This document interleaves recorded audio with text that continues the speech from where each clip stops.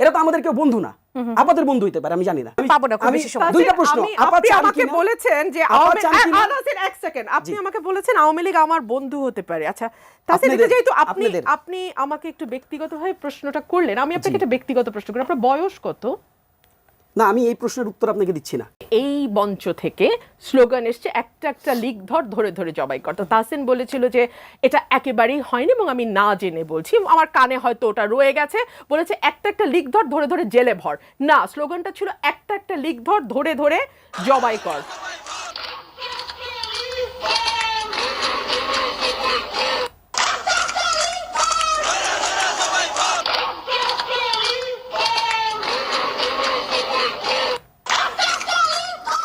এই যে ধরুন প্রচন্ড রকম অসহিষ্ণুতার যে চাষ, আমি জানি না এটা কি শাহবাগ এলাকাটার সমস্যা কিনা জানি না, তাদেরই কেন জানি চরম অসহিষ্ণুতা।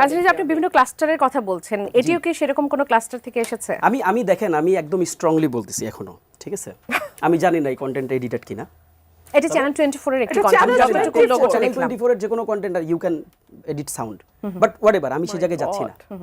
আমি দেখেন, আমি স্পষ্ট যেটা অফিসিয়ালি এন্ডোর্স করার একটা ব্যাপার আছে, আমি অফিসিয়ালি এন্ডোর্স করতেছি, যেটা অফিসিয়াল কোনো স্লোগান না। আমি একটু বলতে হবে, আমাকে একটু সুযোগ দিতে হবে। আপা যেহেতু দেখিয়েছেন, ডেফিনেটলি একটা এভিডেন্স নিয়ে এসেছেন। আমি কেন চ্যালেঞ্জ করছি দেখেন, আমি বারবার বলেছি এখানে ডিফারেন্ট ক্লাস্টার্স আছে। আপনাকে বুঝতে হবে যে এখানে জুলাই আগস্টের সাথে কানেক্টেড মিনিমাম 36টা 38টার মতন সংগঠন আছে, এবং যেটা হয়েছে এটা ডিফারেন্ট ক্লাস্টারে তারা বিভক্ত হয়ে বিভিন্নভাবে স্লোগানগুলো দিয়েছে। তবে অফিসিয়ালি এই স্লোগানকে আমরা কেউ ওন করি না। আমি জানি যে আপাতত এটাই জানতে চান যে আমাদের এই জাতি বা আমাদের এই সোসাইটি বা আমাদের এই জেনারেশন যেন এই স্লোগানটাকে ওন না করে। আপার কিন্তু মোটিভেট, আপা যে সমালোচনাটা করতেছেন এটা শুধুমাত্র যে আমাদেরকে মানে ডাউনগ্রেড করার জন্য সমালোচনা, এটা না। উনি চান না যে আমরা এটাকে ওন করি। আমি তো এটাই কাজে আমি এটা ক্ল্যারিটি দিচ্ছি আপনাকে, এই ধরনের জিনিস আমরা কেউই ওন করি না। আচ্ছা, আজকের বিষয়টা নিয়ে একটু প্রশ্ন করি, সেটা হচ্ছে যে জামাতে ইসলাম, হেফাজতে ইসলাম শিবির আজকে সবথেকে সরব উপস্থিতি। আপা যদিও তখন বলছিলেন যে জামাত বলেছে যে আমরা দলগতভাবে সেখানে নাই, কিন্তু তাদের উপস্থিতিটাই আজকে স্পষ্টভাবে সরবভাবে দেখা গেছে। রাজনীতির নতুন সমীকরণের কথা অনেকে বলছে এনসিপির সাথে, আপনারও কি মনে হয় যে এটি রাজনীতির নতুন সমীকরণ হিসেবে? আমার মোটেও মনে হয় না যে এটা রাজনীতির নতুন সমীকরণ। আপনি একটু খেয়াল করলে দেখবেন যে এটা রাজনীতির নতুন সমীকরণ। এই ডটগুলো আপনি কোন ডটগুলো কানেক্ট করলে এখান থেকে উত্তরটা এরকম আসতো, যদি আমরা এখানে বিএনপিকে কোনোভাবে প্রত্যাশাই না করতাম, এক, অথবা আমরা কোনোভাবে যদি বিএনপিকে এখানে না ডাকতাম, দুই, অথবা আমরা কোনো না কোনোভাবে কোনো না কোনো টেকনিকে কোনো না কোনো সিস্টেমে যদি আমরা বিএনপিকে অ্যাভয়েড করতাম, তিন। এই তিনটার কোনোটাই ঘটে নাই। গতকাল রাত্রে সার্জিস থেকে শুরু করে এই আন্দোলনের যারা মানে যারা এই আন্দোলনকে এক্সিট করেছেন, এই আন্দোলনকে যারা সামনে রেখেছেন, এটাকে অ্যাপিস করেছেন, সবাই কিন্তু বিএনপিকে ওপেন প্ল্যাটফর্ম থেকে হচ্ছে এটার জন্য তাদেরকে ডেকেছে এবং তাদেরকে বলেছে এটার জন্য আসতে। কাজেই এটাকে আমরা নতুন রাজনৈতিক সমীকরণ হিসাবে দেখতে চাই না। এটা একটা বিশেষ উদ্দেশ্যকে সামনে রেখে, একটা স্পেসিফিক এজেন্ডাকে সামনে রেখে এখানে সকল রাজনৈতিক পক্ষ, রাজনৈতিক দল এখানে এসছেন।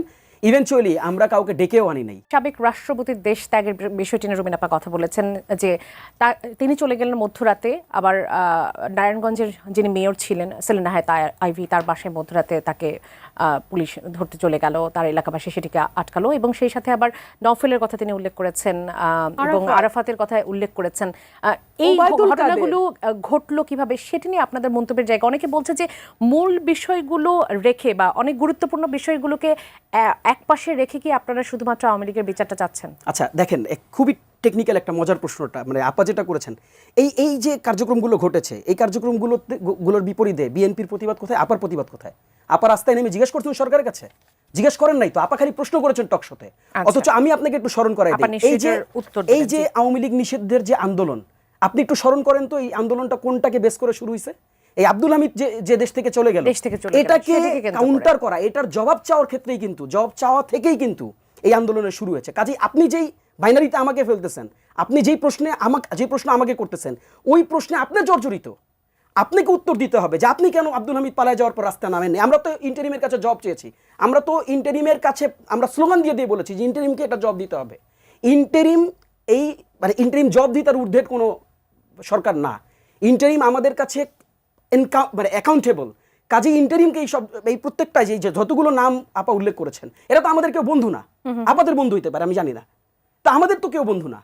তা তারা যদি পালায়া যায়, এটা পালানোর ক্ষেত্রে তো আমাদের কাছে মনে হচ্ছে, আপনি দেখেন যতগুলো ঘটনা ঘটেছে, প্রত্যেকটা ঘটনায় আপনি এনসিপি থেকে শুরু করে আজকে যারা বিভিন্ন আন্দোলন সংগ্রামের সাথে যারা যুক্ত তারা সামনের দিকে এসে এটার প্রতিবাদ করেছেন। কাজেই এই প্রশ্নের উত্তর আপনি আমার কাছে যদি জিজ্ঞেস করেন, আওয়ামী লীগকে যদি নিষিদ্ধ করা হয় তাহলে কি সমাধানটা পাবেন? আমি তো শেষ করি। এই অংশে খুব বেশি সময় পাবো না, আমি রুবিনার কাছে যেতে চাই। এই বাংলাদেশে যতগুলো ইন্টারিমের যতগুলো ব্যর্থতা, এই ব্যর্থতাগুলোর জন্য আমরাই প্রতিবাদ করেছি।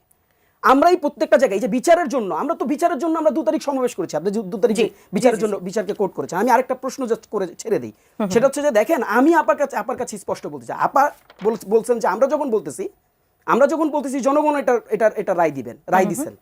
আমরা যখন বলতেছি, আপা বলতেছে তোমারে কোন জনগণ বলছে? আমি আপার কাছে প্রশ্ন করতে চাই, আপা তো বিএনপিকে রিপ্রেজেন্ট করতেছেন এখানে, ডেফিনেটলি বিএনপিকে রিপ্রেজেন্ট করতেছেন।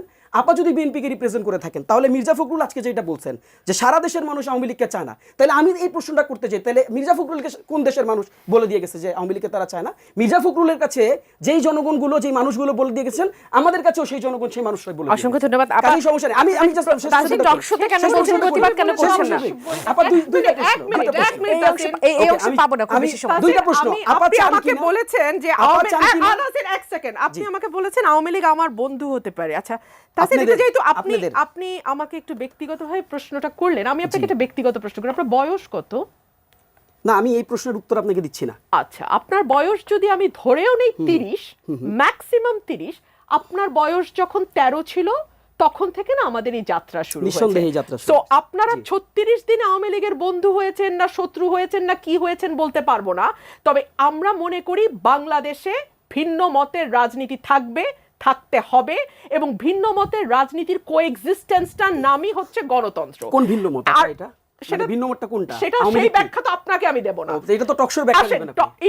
আপনার বয়স যেমন আপনি বললেন, এটা তো ব্যক্তিগত প্রশ্ন, আমি সেটা কেন দিব? ব্যক্তিগতভাবে বলবেন আওয়ামী লীগ আমার বন্ধু হতে পারে। আমার বয়স কত? আপনি যেমন বলতে পারেন আওয়ামী লীগ আমার বন্ধু হতে পারে, এটা মিডিয়াতে জিজ্ঞাসা করতে পারেন আমার বন্ধু হতে পারে। আওয়ামী লীগের আমি ডিসকাশনে আপনাকে প্রশ্ন করতেই পারি যে আওয়ামী আপনার লীগের বয়স ডিসকাশনে যখন আমি জিজ্ঞাসা 13 করতে ছিল পারি। সম্ভবত তখন থেকেই আমাদের এই